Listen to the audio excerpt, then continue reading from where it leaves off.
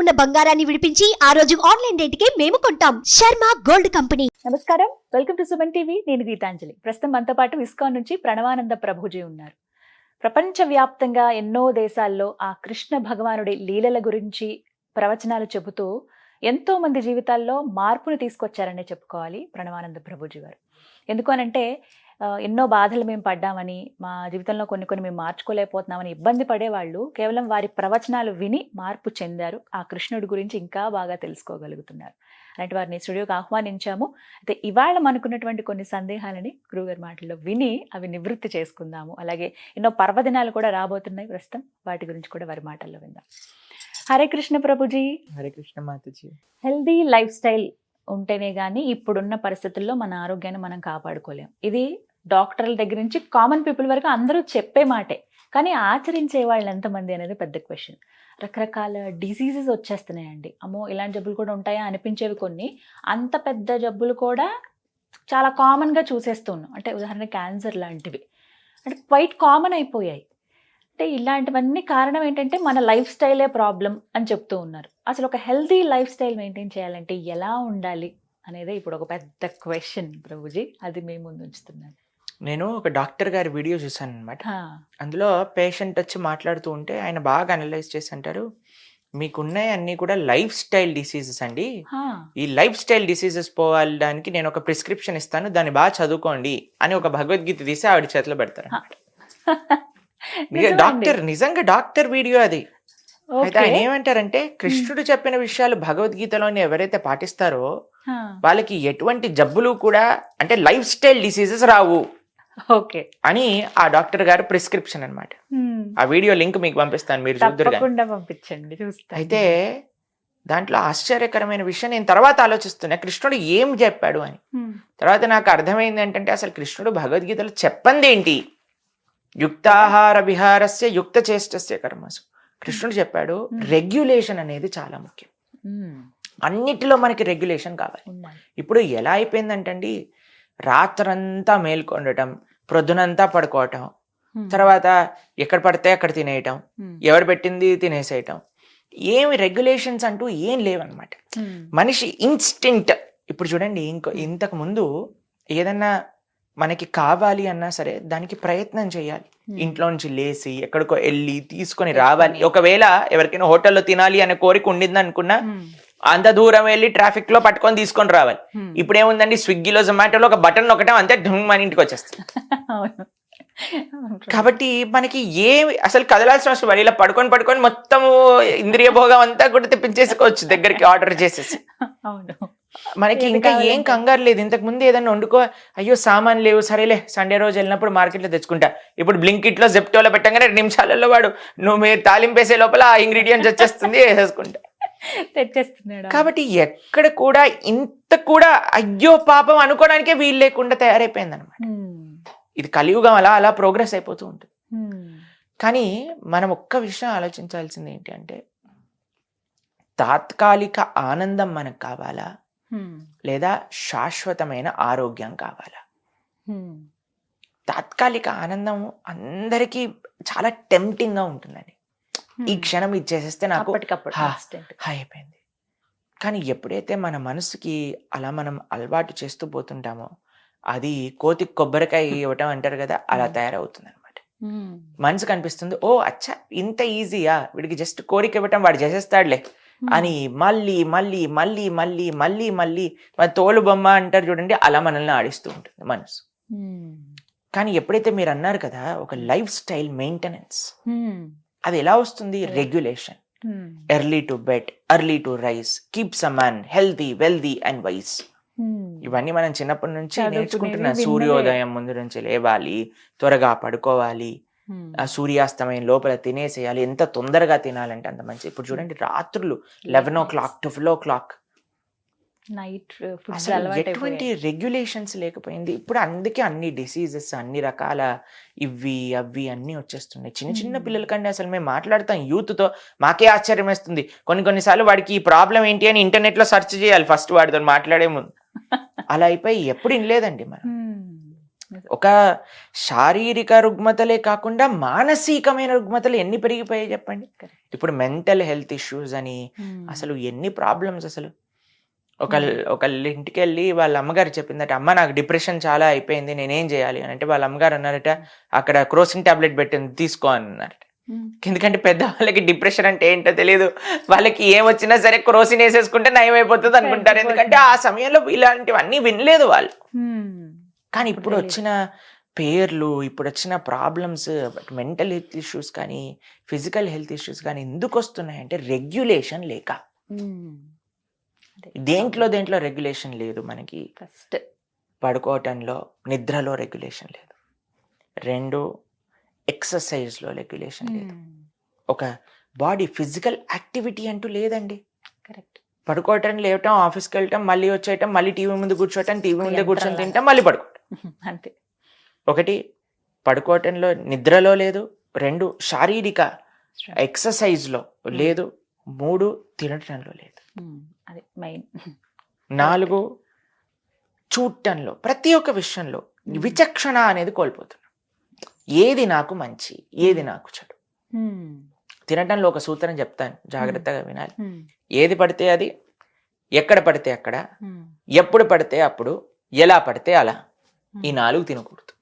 అలా అసలు చేయకూడదు తిండి విషయంలో చాలా రెగ్యులేటెడ్గా ఉంటాయి. కానీ ప్రభుజీ తప్పని పరిస్థితులు ఉంటాయి. ఇప్పుడు ఆఫీస్కి వెళ్ళినప్పుడు ఇంకా వేరే చాయిస్ లేనప్పుడు అక్కడ తినటము, బయట ఎక్కడైనా వర్క్ చేస్తుంటే అక్కడ తినేయటము.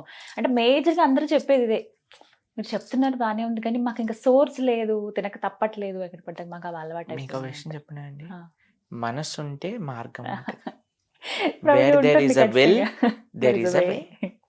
నాకు ఐ హావ్ సీన్ పీపుల్, ఎవరైతే ఇంటి నుంచి డబ్బా తెచ్చుకొని ఎక్కడ ఉన్నా సరే, ఇప్పుడు చూడండి మేము ప్రపంచవ్యాప్తంగా కృష్ణ ధర్మ ప్రచారం కోసం వెళ్తూ ఉంటాం. మరి మేము ఏం చేస్తాం అనుకుంటారు మీరు? ఎక్కడికి వెళ్ళినా భగవత్ ప్రసాదం మాత్రమే స్వీకరిస్తాం. నాకు ఎప్పుడు అది ఆశ్చర్యమే అనిపిస్తుంది మీ విషయంలో. అసలు ఎలా ఉంటారు ఇంత నిష్టగా? అసలు మీరు కనీసం ఇక్కడికి వచ్చినప్పుడు వాటర్ ఒక్కటే, అది కూడా అన్నిసార్లు అడిగితే, ఇంకేమీ తీసుకోరు. అసలు ఎలా ఉండగలుగుతారు అనేది ప్లానింగ్, ఆ నిష్ట, ఆ కమిట్మెంట్ ఉండాలి. నేను ఈ భగవత్ ప్రసాదం, సాత్విక భగవత్ ప్రసాదం మాత్రమే స్వీకరిస్తాను అని ఉంటే, దాన్ని బట్టి మనకి ఇప్పుడు చూడండి మన మనసు ఏం చేస్తుందో తెలుసా అండి, మనకి దేన్ని ప్రియారిటీ అనుకుంటామో దాన్ని బట్టి మనకి అవకాశాన్ని కల్పిస్తూ ఉంటుంది.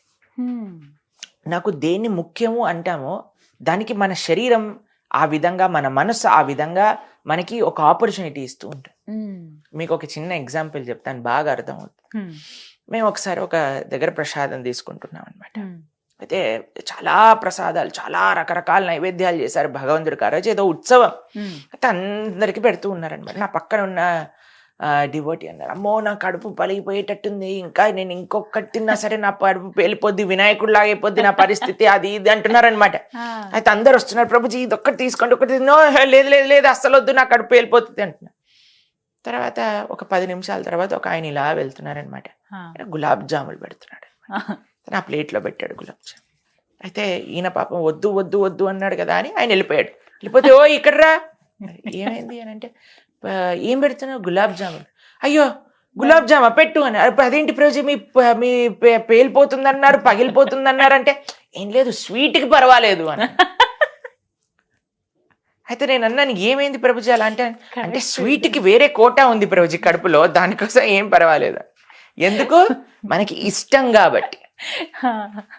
మనకి ఏదైతే ఇష్టం అనుకుంటామో, మనం ఏదైతే ఇంపార్టెంట్ అనుకుంటున్నామో దానికి మనము ఆపర్చునిటీ ఇస్తున్నాం కదా.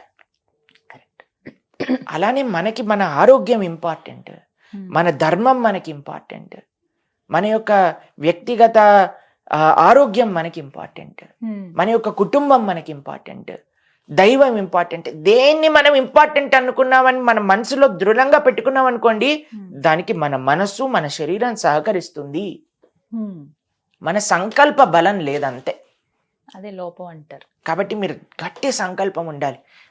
ప్రభుజీ మనం యాక్చువల్గా ఎట్లాగైనా సరే ఈ లైఫ్ స్టైల్ బ్యాలెన్సింగ్ చేయాలి. 8-8-8 ఇది సూత్రం అండి. 8 ఫర్ బాడీ, 8 గంటలు శరీరానికి ఇవ్వాలి, 6 గంటలు నిద్ర, 1 గంట ఎక్సర్సైజ్, ఇంకో గంట తినటం, వీటిలలో అన్నిట్లో ఒకటి. 8 ఫర్ బాడీ, 8 ఫర్ వర్క్. ఇప్పుడు మనము 9 to 5 జాబ్ అంటే 8 అవర్సే కదండి. 8 to body, 8 to work, and ఇంకొక రెస్ట్ ఆఫ్ 8 అవర్స్ ఉన్నాయి కదండి. దాన్ని ధర్మం కోసం, దైవం కోసం, కుటుంబం కోసం, సమాజం కోసం డివైడ్ చేసుకుని మనం ఇలా కానీ మనం బ్యాలెన్స్ చేయండి, ఆనికంటే ఆనందం ఇంకోటి ఉండదండి. ఎప్పుడు ఎవరిని మన జీవితంలో ఇది అది అని అసలు కంప్లైంట్సే రావు, ఎందుకంటే మనం ప్రపంచాన్ని చూస్తాం కాబట్టి. ఇప్పటి వరకు మనం ఒక కకూన్లో మనం ఇలా నేను ఇది చేయలేకపోతున్నా, నాకు ఈ ప్రాబ్లం ఉంది, నాకు ఆ ప్రాబ్లం, నన్ను అలా అన్నారు, నిన్ను ఇలా అన్నారు. ఇది కాకుండా ప్రపంచంలో సేవ చేయడానికి వెళ్ళినప్పుడు, ఒకళ్ళని అర్థం చేసుకోవడానికి ప్రయత్నం చేసినప్పుడు, మన కంఫర్ట్ జోన్ దాటిన ప్రయత్నం చేసినప్పుడు అప్పుడు అన్నీ సెటిల్ అవుతాయండి. కాబట్టి వీటిలో చాలా ముఖ్యంగా మనం ఉండాల్సింది ఏంటంటే regulation. Regulation in sleeping, regulation eating, regulation in ప్రతి ఒక్కటి మన ప్రపంచంలో ఏదైతే మన ఇంద్రియాలని వదిలేకుండా రెగ్యులేట్ చేయడం అన్నమాట. కాబట్టి ఇది చాలా ముఖ్యం. అంత ఈజీ పద్ధతి కాదండి. ఇంద్రియాల్ని అవి గుర్రాల్లాగా పరిగెత్తుతూ ఉంటాయి, కంట్రోల్ చేసుకోవటం. కానీ వాటిని పగ్గాలు పట్టి ఆపే ప్రయత్నం ఎవరు చేశారు? అర్జునుడి యొక్క రససారథిగా కృష్ణుడు చేశాడు. కాబట్టి ఆ కృష్ణుడి యొక్క శరణు, అందుకే ఆధ్యాత్మిక సాధన. చాలా మంది అంటారు, ప్రభుజీ ఈ లైఫ్ స్టైల్ చేంజెస్ కి ఆధ్యాత్మిక సాధనకి ఏంటి అని. ఆధ్యాత్మిక సాధన ఎప్పుడైతే చేస్తామో మన మనసు మన కంట్రోల్లో ఉంటుంది. మన మనసు ఎప్పుడైతే కంట్రోల్లో ఉంటుందో మనం ఏం చెప్తే అది చేస్తుంది. అప్పటి వరకు మన మనసు చెప్పింది మనం చేయాల్సి వస్తుంది. కాబట్టి అందుకే ఈ మంత్రం అని అంటే ఏంటో తెలుసా? మన త్రాయతీతి మంత్ర, మనస్సుని మార్చేది, మనస్సుని నిగ్రహించేదే మంత్రం. కాబట్టి ఆ విధంగా మనం కానీ హరే కృష్ణ మహామంత్ర జప సాధన చేస్తూ ప్రతిరోజు మనం భగవద్గీత, భాగవతాలు ఇలాంటి మన ఛానల్లో 1000 గంటలకు పైగా ఉన్నాయి ప్రవచనాలు. మనం మెల్లమెల్లగా వింటూ ఉంటే ప్రతిరోజు మేము 7 గంటలకు ప్రవచనం ఇస్తాం తెలుసా. మేము ప్రతిరోజు మార్నింగ్ జూమ్ లో ఇస్తాం లెక్చర్. కాబట్టి కొద్దిగా మనం గంట సేపు వింటాం, ఒక 15-20 నిమిషాలు గీత చదువుకోవటం, ఒక 15-20 నిమిషాలు జపం చేసుకోవటం. ఇలా చేసుకున్నాం అనుకోండి, ఫస్ట్ మనసు కంట్రోల్లోకి వస్తుంది. మనసు కంట్రోల్లో చెప్పినప్పుడు మనసుకి మనం సజెషన్స్ ఇవ్వచ్చు, ఆటో సజెషన్స్ అంటారు. ఈ రోజు నుంచి నేను ఇలా ఉండాలని ప్రయత్నం చేస్తున్నాను. అప్పుడు మనసు మన మాట వినేటట్టుగా హాయిగా మన పక్కన వచ్చి కూర్చొని వింటున్నాను. అందుకే spirituality and life style or all interlinked. అందుకే ఆ డాక్టర్ భగవద్గీత చదవమన్నారు. రీజన్ ఇది. ఫస్ట్ మనస్సుని ఎలా కంట్రోల్ చేస్తాం, దాని తర్వాత ఎలా మనం ఈ జీవితంలో ఉండాలి.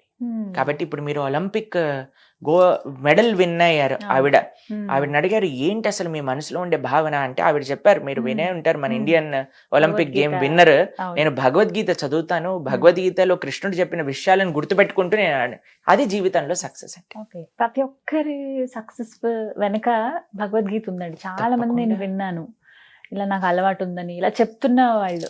అసలు అది భలే సంతోషం అనిపించింది. అంటే ఇన్ని రోజులు తెలుసుకోలేకపోయామే, భగవద్గీతలో ఎంత ఉందా మనం నేర్చుకోవాలి కానీ అని అయితే అనిపించింది. అంటే ఎవరెవరు సక్సెస్ అయ్యారో ఒక్కసారి వాళ్ళ లైఫ్ లో చూస్తే ఖచ్చితంగా భగవద్గీత ఉంటుంది. దానికంటే గొప్ప ఏమంటామంటే ఒక మోటివేషనల్ బుక్ ఇంకొకటి లేదండి ప్రపంచంలో. అందుకే కృష్ణం మంది జగద్గురు అంటాం కదా. కాబట్టి జగత్తులో ఎవ్వరు కృష్ణుడు ఇచ్చిన సందేశాన్ని పాటించినా ఆయన సక్సెస్ అవ్వక తప్పదు. సో లైఫ్ ఇంకా మారట్లేదు, ఇన్ని ఉన్నాయి అన్ని ఉన్నాయి అనేవన్నీ పక్కన పెట్టి ఒకసారి భగవద్గీత చదివితే డెఫినెట్ గా చేంజ్ అవుతుంది. Thank you so much Prabhuji, చాలా చక్కగా చెప్పారు. హరే కృష్ణ. హరే కృష్ణ.